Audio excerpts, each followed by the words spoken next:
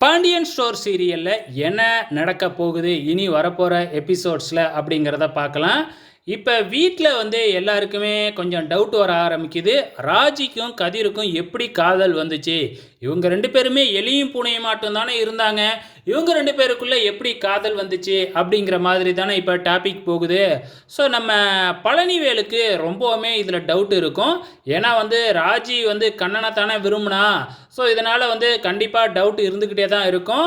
So நம்ம கதிர்கிட்ட கேள்வி கேட்குறாங்க. ஆனா அங்க வர்ற மீனா எப்படியோ ஏதோ ஒரு கதைய பொய் கதைய சொல்லி, இந்த மாதிரி தான் அவங்க லவ் பண்ணாங்க. அதுக்கப்புறம் அங்க திருச்செந்தூரே ராஜி ஒடியாந்துட்டாங்க.